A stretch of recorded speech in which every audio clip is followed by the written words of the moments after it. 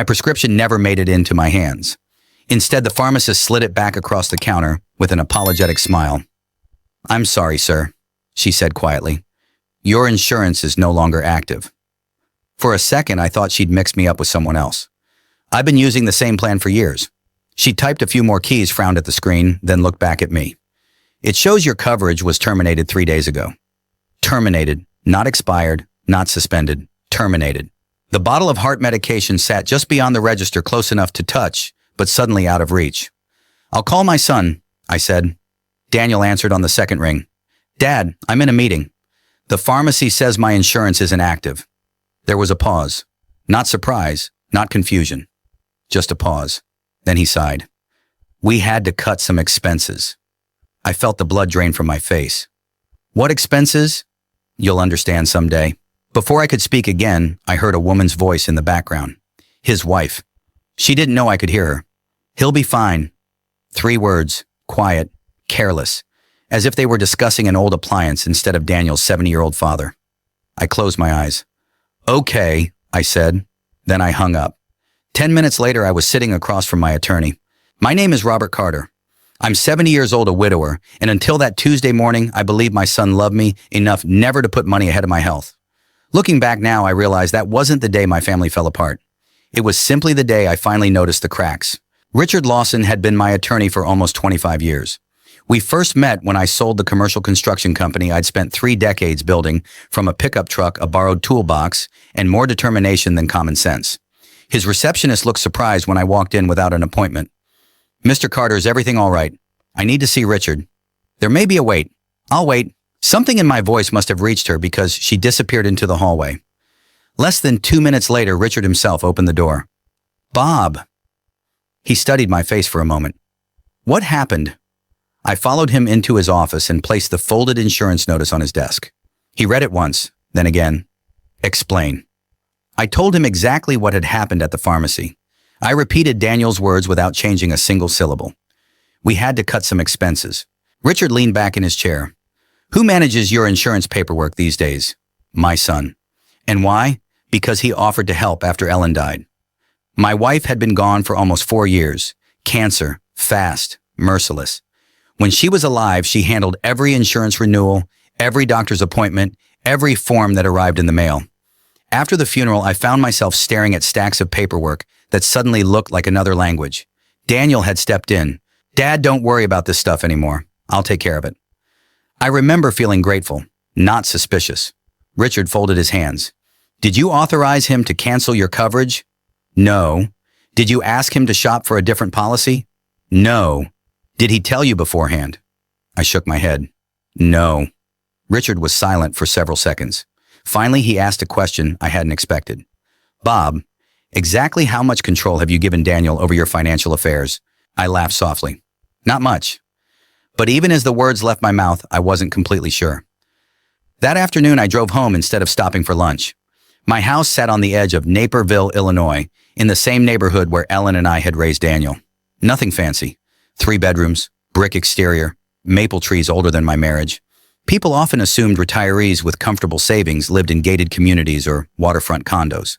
Ellen and I never wanted any of that. This house held birthdays, Christmas mornings, science fair projects spread across the dining room table. The pencil marks on the laundry room door frame still measured Daniel's height from first grade through high school.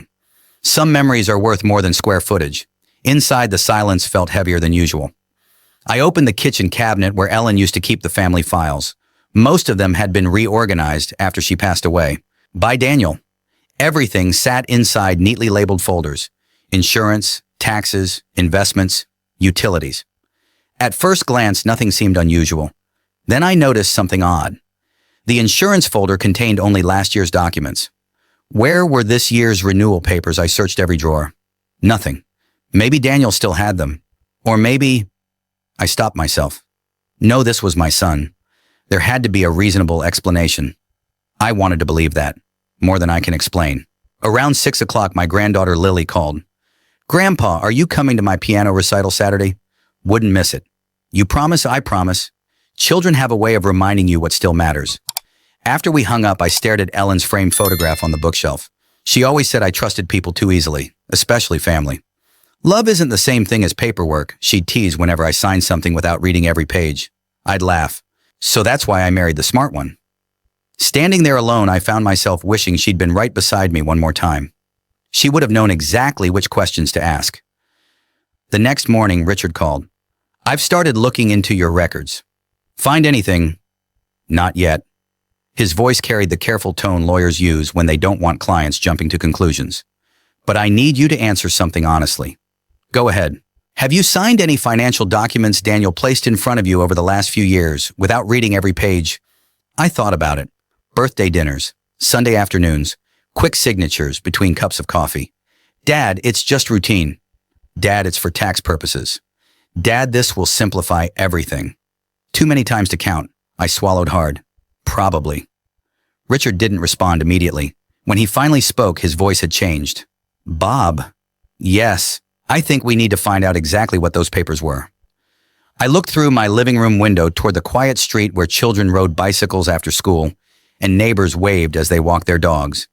Everything outside looked exactly the same, but for the first time since Ellen died, my own home no longer felt completely familiar. Something had happened without my knowledge, and deep down I was beginning to fear it hadn't started with my insurance. Daniel didn't answer my first call the next morning. He didn't answer the second one either. By lunchtime, he'd sent a single text. Busy. Can we talk this weekend? I stared at the screen for a long time. There had been a time when I could call him at work, and he'd pick up before the second ring because he assumed if his father was calling during business hours, something must be wrong. Now, after finding out my health insurance had been canceled without my knowledge, I was getting the same kind of reply he'd send to someone reminding him about a dentist appointment. I typed 3 words, take your time.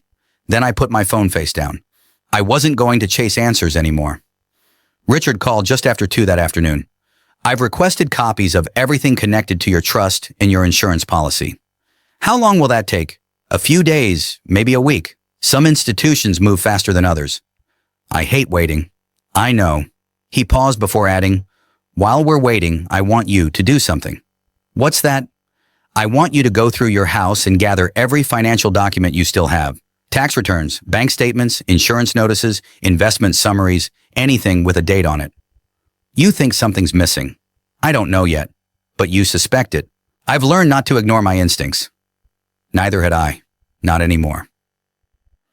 That afternoon turned into an unexpected trip through my own life. I carried a cardboard box from room to room, opening file drawers, closets, and old storage bins. The oldest papers still smelled faintly of dust and cedar. There were mortgage documents from 1989. The receipt for the engagement ring I'd bought Ellen after saving for nearly 8 months. Daniel's college tuition statements. Canceled checks for braces, summer camp registrations, hospital bills from the night Lily was born. I found myself smiling more than once. People think memories live in photographs. Sometimes they live in paperwork. Every canceled check told a story. Every receipt reminded me of a promise I'd kept. By early evening, I'd filled nearly half the box. That's when I noticed something strange. There wasn't a single investment statement from the last 18 months. Not one. That couldn't be right. For almost 30 years, the brokerage mailed quarterly reports like clockwork. After Ellen passed, Daniel had suggested switching everything to electronic delivery. It'll save paper, Dad. It sounded reasonable. I'd agreed without another thought. Now I realized I hadn't actually seen one of those reports since making that change. I sat down at my kitchen table. How much of my financial life had become invisible simply because I trusted someone else to manage it? The question settled over me like a heavy blanket. Friday afternoon brought another surprise. My neighbor Frank Henderson stopped by carrying 2 fishing poles. You still planning to come to the lake next week? I might have to cancel. Frank frowned. Everything okay? I almost told him. Instead, I smiled. Just dealing with some paperwork. He laughed. Aren't we all? Frank had lost his wife about a year before I lost Ellen. We never talked much about grief. Men our age often don't. Instead, we'd fix fences, watch baseball, or spend quiet mornings fishing. Sometimes companionship says more than conversation. Before leaving, he turned around. You know, Bob, if you need anything, don't be too proud to ask. After he drove away, those words stayed with me. Don't be too proud. Funny how accepting help becomes harder as you get older. Maybe because you're afraid every favor comes with a price. Until recently, I'd never imagined that price could come from family. Saturday morning was Lily's piano recital. I arrived 20 minutes early. Old habit. Ellen always hated being late. The auditorium buzzed with parents balancing flowers, cameras, and excited younger siblings. Lily spotted me first. "Grandpa!" She ran across the lobby and wrapped both arms around my waist. "You came. I told you I would." She grinned. "I knew you would." Children have remarkable confidence in the people they love. I hoped I hadn't already begun losing that kind of confidence in my own son. Daniel arrived a few minutes later carrying his youngest daughter, Sophie. Emily walked beside him. Designer purse, fresh manicure, a pair of sunglasses resting on her head despite being indoors. Nothing unusual, except now I noticed things I never had before. Daniel hugged me. "Hey, Dad," as if nothing had happened. As if nothing had happened, I thought. "You feeling okay?" he asked. "I've been better." His eyes shifted away for just a second. Guilt, maybe. Or maybe I wanted to see it. Emily offered a polite smile. "Hi, Robert." Not Dad. Never Dad. Always Robert. She'd done that since the wedding. Ellen used to say not everyone expresses affection the same way. Maybe. Or maybe some people never intend to. The recital was beautiful. Lily played a short piece by memory. She missed one note. Only one. Afterwards, she looked devastated. It wasn't perfect. It wasn't supposed to be, I told her. It was honest. She smiled. I like that better. So did I. The reception afterward was held in the church fellowship hall. Coffee, cookies, children running everywhere. I stepped outside for some fresh air. The side courtyard overlooked a small garden with benches beneath blooming hydrangeas. Voices drifted through an open window. Daniel's. Emily's. Neither realized I was standing only a few feet away. Emily spoke first. Did he say anything else about the insurance? No. You think he knows? I doubt it. He seemed surprised. He'll get over it. Then came the sentence that made my stomach tighten. We can't keep spending money on someone who needs more medication every year. Daniel answered so quietly I almost missed it. I know, Emily continued. Once he decides to move into assisted living, everything will be easier. I said I know. The house won't just sit there forever. Silence. Then Daniel sighed. We'll figure it out. I stepped away before hearing another word. Not because I wanted to, because I couldn't. My knees suddenly felt weak. They weren't discussing my health. They were discussing my future as though I'd already surrendered it, as though I were a problem waiting to be solved. Monday morning, Richard asked me to come into his office. He looked unusually serious. Several folders lay open across his conference table. I've found something. My heartbeat quickened. What is it? He slid a stack of account records toward me. Over the past 18 months, every financial statement has been redirected to Daniel's email address. I blinked. I didn't authorize that. According to these records, he adjusted his glasses. Someone did. I looked closer. There was my signature. Or something that looked very much like it. Richard tapped another document. And that's not all. He opened a second folder. Daniel also requested expanded management authority over several family accounts. I looked up. I don't remember signing any of this. Richard met my eyes. I believe you. A long silence filled the room. Finally, he spoke the words neither of us wanted to hear. Bob, I think your trust may have been changed without you fully understanding what you were signing. A chill ran through me. Because for the first time, I wasn't just wondering whether my son had made a terrible decision. I was beginning to wonder how many decisions he'd made in my name. Richard didn't say another word until he closed the conference room door. He wanted privacy. Not because he expected someone to overhear us, but because some conversations deserve 4 walls and no interruptions. He laid 3 folders across the table. One was labeled insurance, another was trust. The third simply read authorizations. I need you to understand something before we go any further, he said.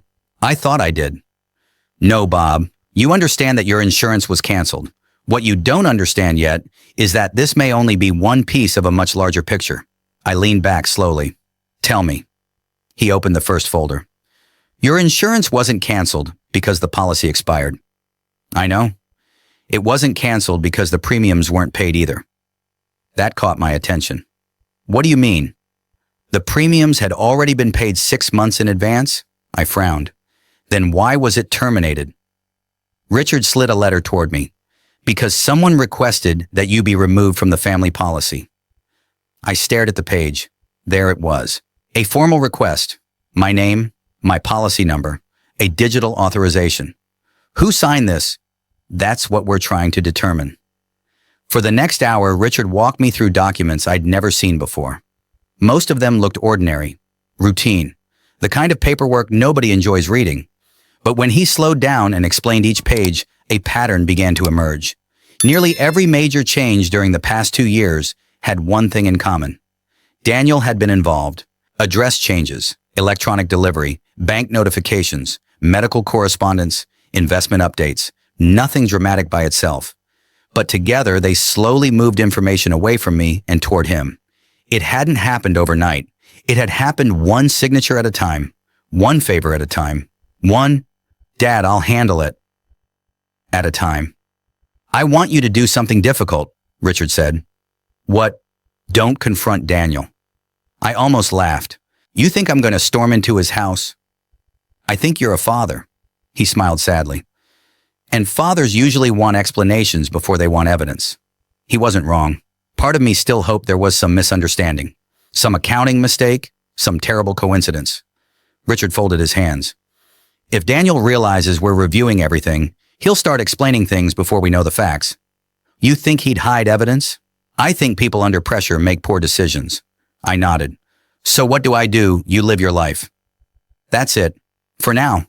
He paused and let me do mine.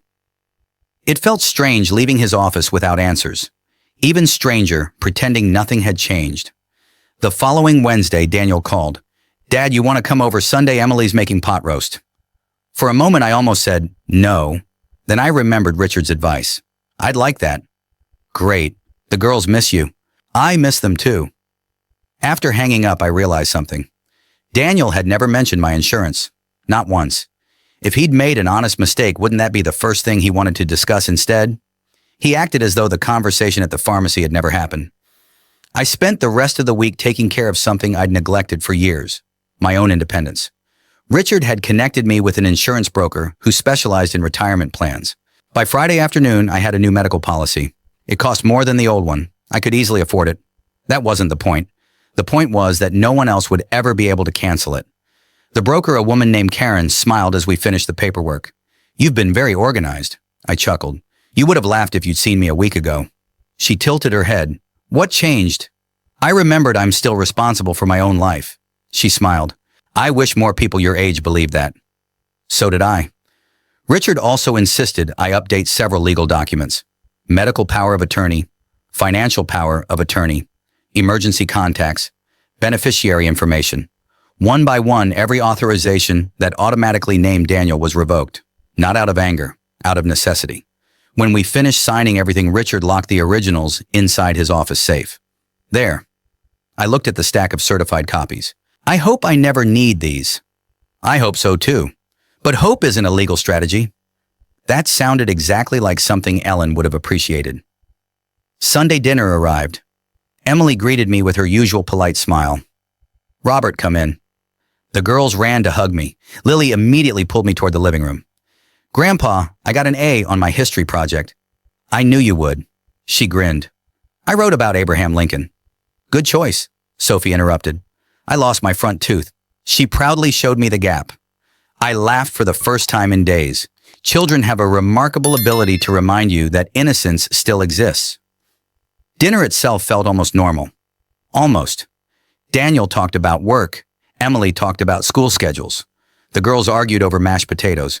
Nobody mentioned insurance. Nobody mentioned finances. Nobody mentioned the elephant sitting at the center of the table. Finally, Daniel cleared his throat. "Dad." "Yes." "You ever think about downsizing?" There it was. I looked at him calmly. "Not really. It's just, this house is probably more than you need. I've managed it for 38 years. "I know," Emily joined in.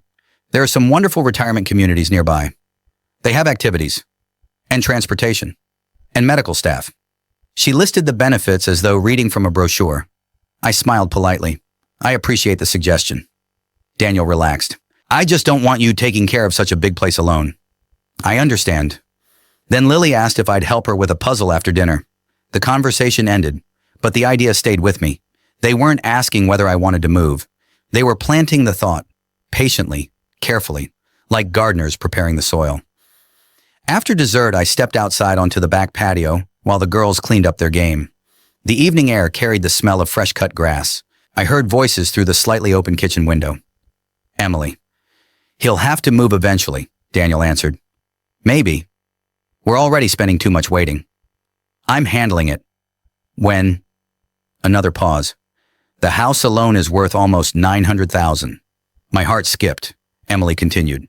And once everything's settled, we can finally pay off the lake house.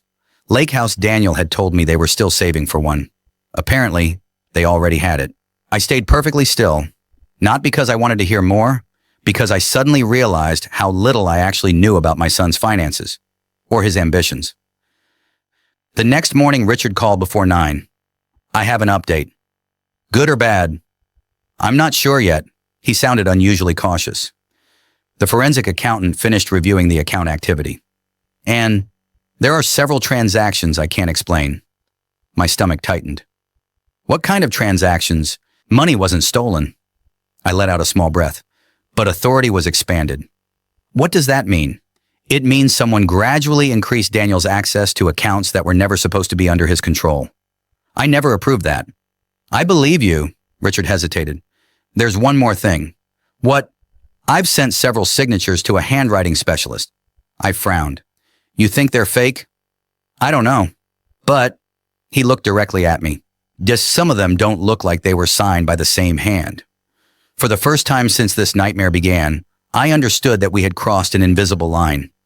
This was no longer about family disagreements. It was about discovering whether the son I'd trusted with everything had quietly rewritten my life while I was busy grieving my wife. The call came on a Thursday morning, not from Daniel, not from the insurance company, from Richard. Bob, he said, I need you to come in. His voice was calm, but after 30 years of knowing the man, I recognized the difference between calm and reassuring. This wasn't reassuring. When I arrived, 2 people I'd never met were already sitting in the conference room. Richard stood as I entered. Bob, this is Angela Brooks. A woman in her early 50s extended her hand. I'm a forensic document examiner. And this is Michael Torres. The man beside her nodded. I'm the forensic accountant Richard hired. I looked from one face to the other.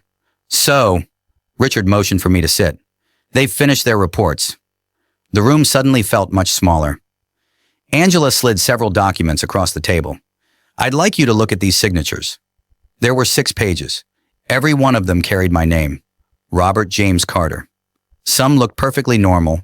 Others, now that someone had pointed it out, I could see tiny differences. The slant, the spacing, the pressure of the pen. They all looked like mine. Angela nodded. That's why forged signatures are so dangerous. She pointed to 2 authorization forms. These were almost certainly traced from genuine examples. I stared at her. Almost certainly. In my profession, we avoid saying 100%.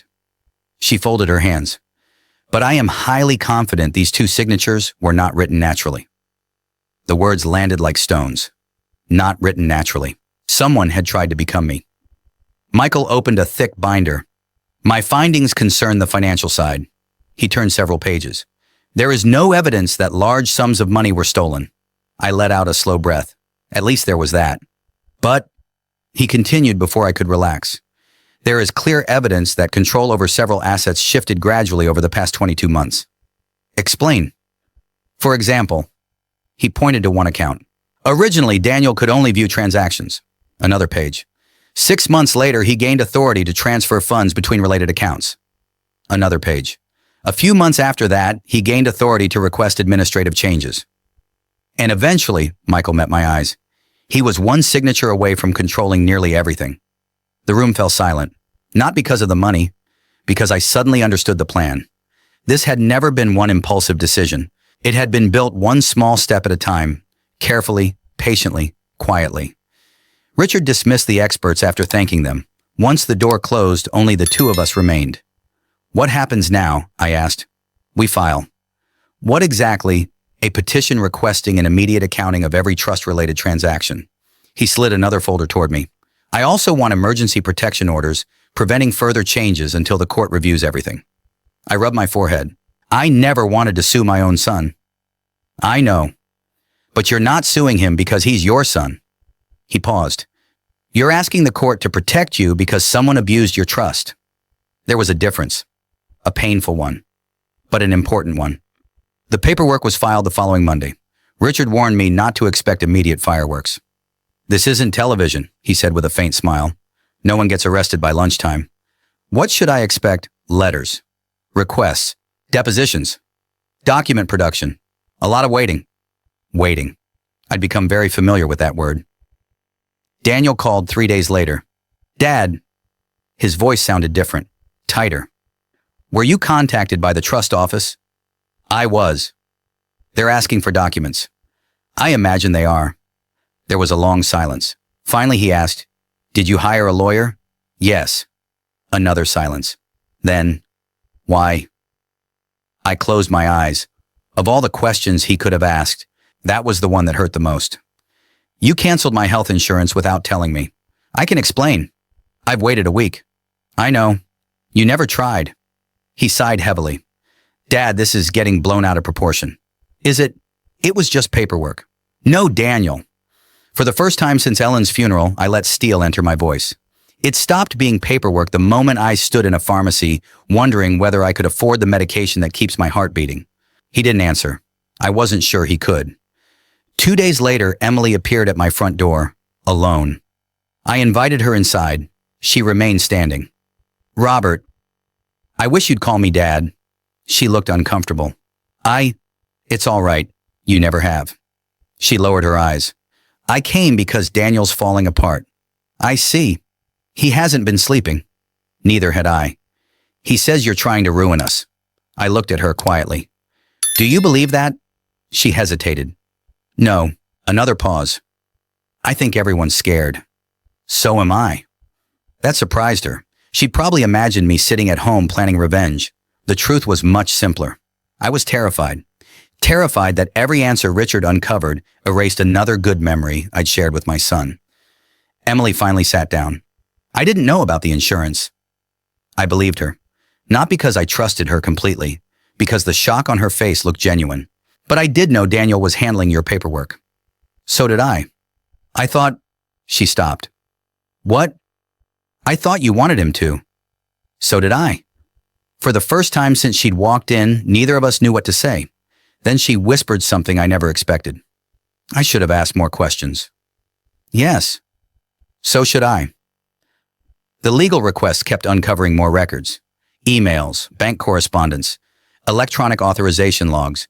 Every new document answered one question and raised two more.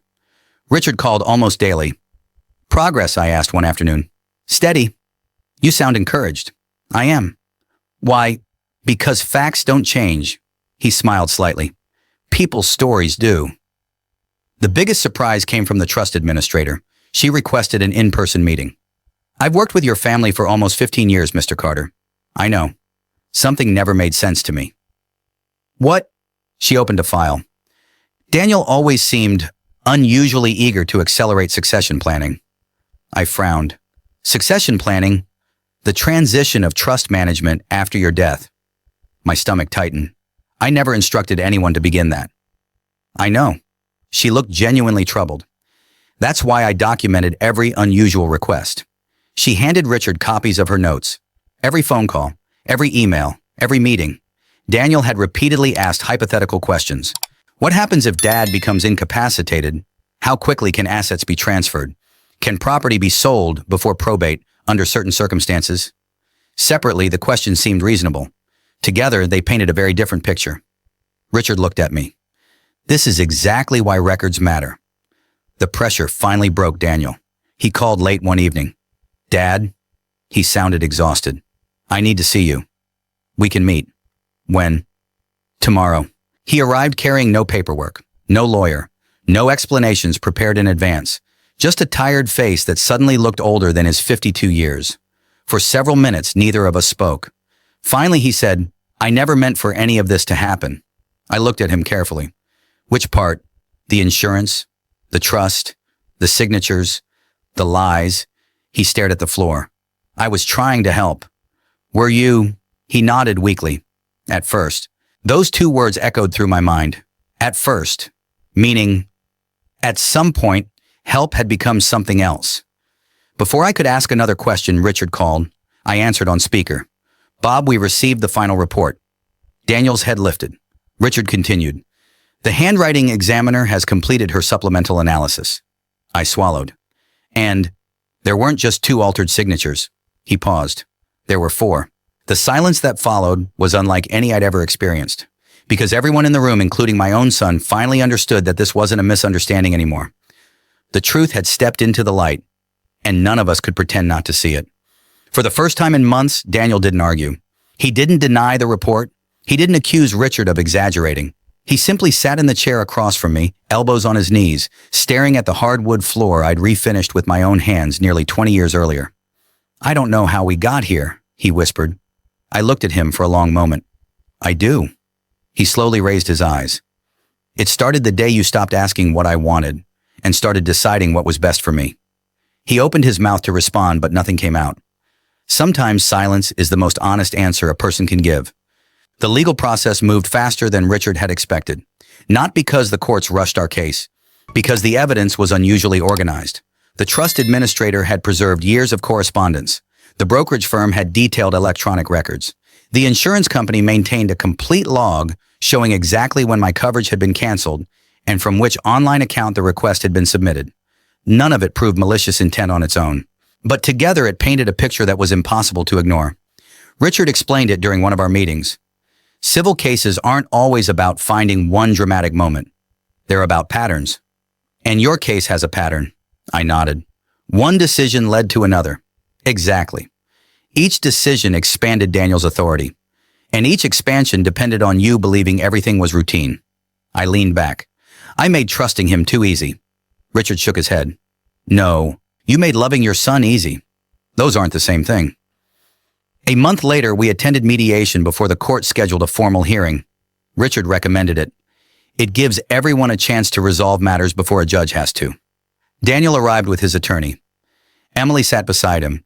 She looked exhausted. The confident woman who once talked about retirement communities and lake houses had disappeared. Instead, I saw someone carrying weeks of sleepless nights.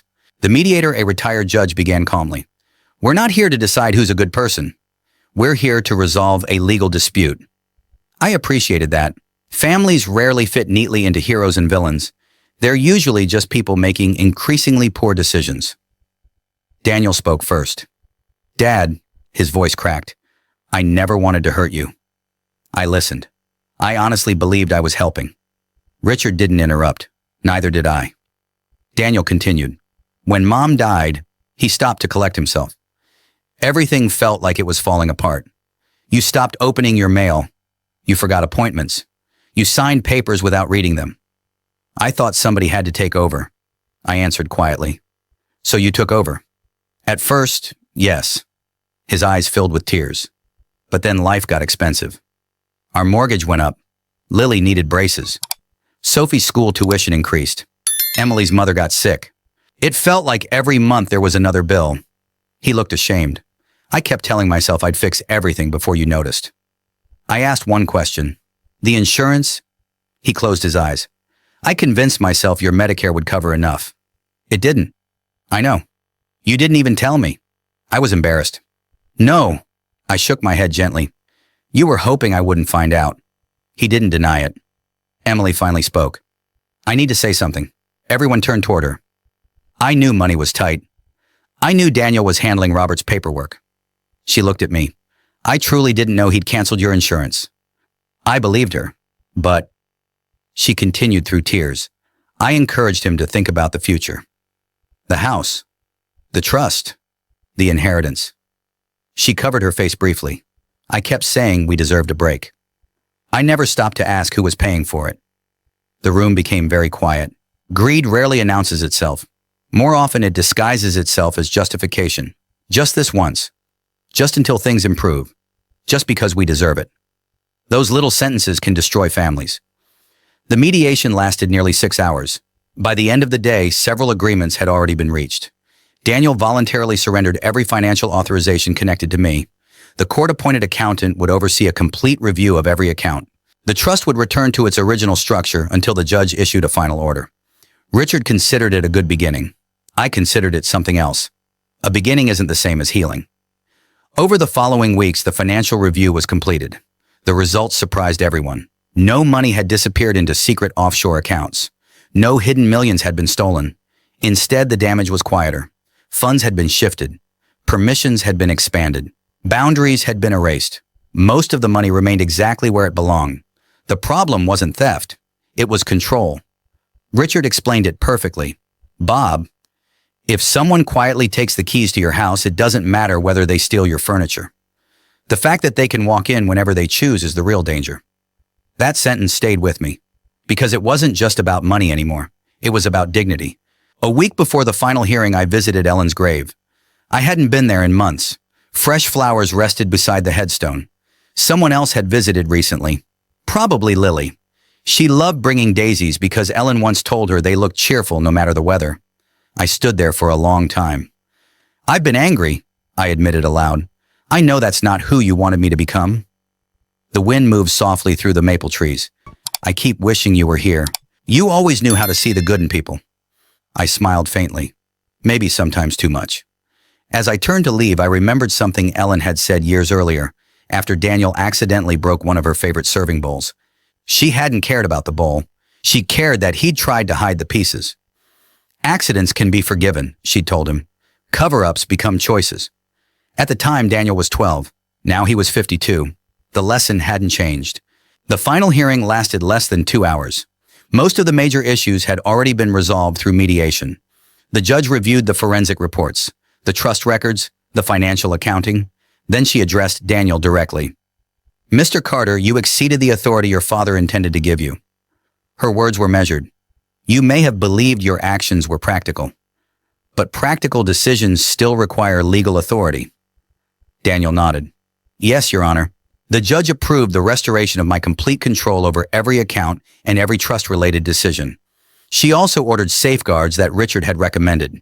Independent annual audits, dual verification for future amendments, written confirmation delivered directly to me for any significant changes. Simple protections. Protections I wished I'd put in place years earlier. Outside the courthouse, reporters weren't waiting. There were no television cameras, no dramatic speeches, just families walking to their cars under a bright Illinois sky. Daniel approached me slowly. I don't expect forgiveness today. I looked at my son, the same boy I'd taught to ride a bicycle, the same young man whose college graduation had made me cry, the same father who had once stayed awake all night when Lily had pneumonia. People are rarely one thing. They're the sum of thousands of choices, some noble, some selfish, some deeply regretted. I can't pretend this didn't happen, I said. I know, but I don't want the rest of our lives to be defined by our worst year. His shoulders began to shake. I'm so sorry, Dad. This time, I believed him. Not because of his words, because there was finally nothing left for him to gain by saying them. Only something precious he hoped one day to earn back. The judge's order became official the following Monday. Richard called before breakfast. It's done. I looked out my kitchen window at the old maple tree Ellen and I had planted the year Daniel started kindergarten. So, it's finally over, he laughed softly. The legal part is, and the family part, that one's up to you. I thanked him for everything he'd done. Before hanging up, he said something that stayed with me. Bob, justice protects what's right. Forgiveness restores what's left. You don't owe anyone forgiveness, but don't deny yourself peace if it ever arrives. Over the next several weeks, life became surprisingly quiet. No more legal filings, no more emergency meetings, no more thick envelopes arriving in the mail. Richard helped me establish a new trust structure with safeguards I should have insisted on years ago. Every significant change would now require independent review. Every notification would come directly to me. No one, not even family, could quietly alter medical coverage, financial authority, or estate documents without my personal approval.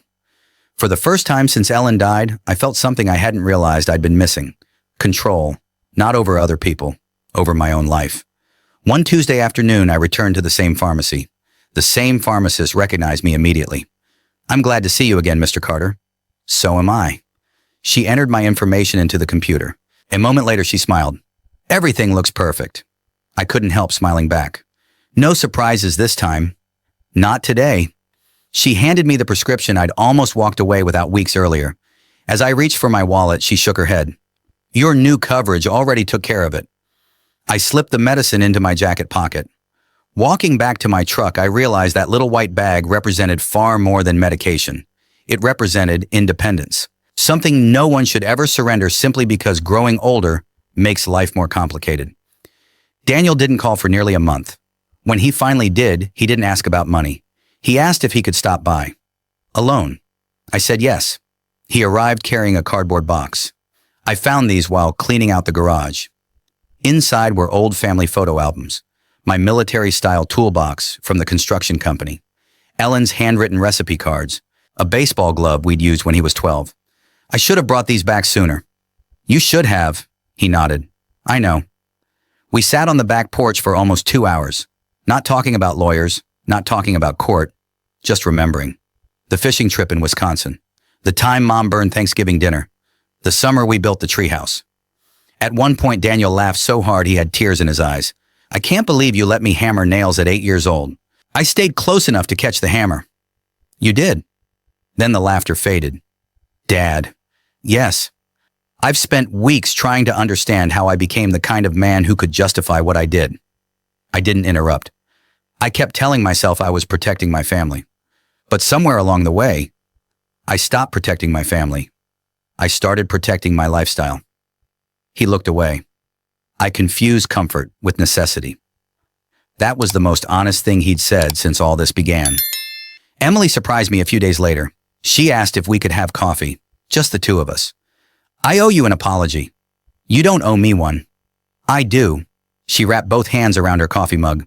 I wasn't paying attention. You noticed the nice vacations, the new furniture, the lake house. I asked questions, but only questions that benefited me. She took a slow breath. I kept encouraging Daniel to think about what we'd inherit someday. She looked down. I forgot that inheritance is supposed to come after a lifetime, not become the reason you start planning someone else's. I appreciated that she didn't make excuses. She accepted responsibility for her part. Sometimes accountability begins with a single, honest sentence. As part of the court's recommendations, Daniel enrolled in a financial ethics program offered through a local nonprofit that worked with families caring for aging parents. What began as an obligation slowly became something more. Several months later, he invited me to watch him speak. I almost didn't ask you to come, he admitted. I'm glad you did. Standing before a room filled with caregivers, retirees, and adult children, my son told our story. Not every painful detail, just enough. He looked at the audience and said, the biggest mistake I made wasn't touching paperwork. It was believing my father's independence was less important than my convenience. The room was silent. Then he added, if your parent trusts you with their finances, remember that you're borrowing responsibility, not ownership. I felt tears gathering in my eyes, not because the wounds had disappeared, because I could finally see genuine change. Real change isn't measured by apologies. It's measured by different choices. Christmas arrived with more uncertainty than excitement. Nobody knew whether our family traditions would survive. Lily solved that problem herself. She called everyone. If Grandpa doesn't come, I'm not opening presents. Children have a remarkable way of cutting through adult pride. So we gathered. The same house, the same dining table. One chair still empty where Ellen should have been. Before dinner, Sophie climbed onto my lap. Grandpa. Yes, sweetheart. Mom says families can get broken. They can. Can they get fixed? I looked around the room. Daniel was helping Emily carry dishes into the kitchen. Lily was hanging candy canes on the tree. For the first time in a long while, nobody seemed to be pretending. They can, I answered softly, but they never become exactly the same. She thought about that. Like when I broke my favorite mug. Exactly. Dad glued it back together. And could you still see the crack? She smiled. Yeah. But I still love the mug. I kissed the top of her head.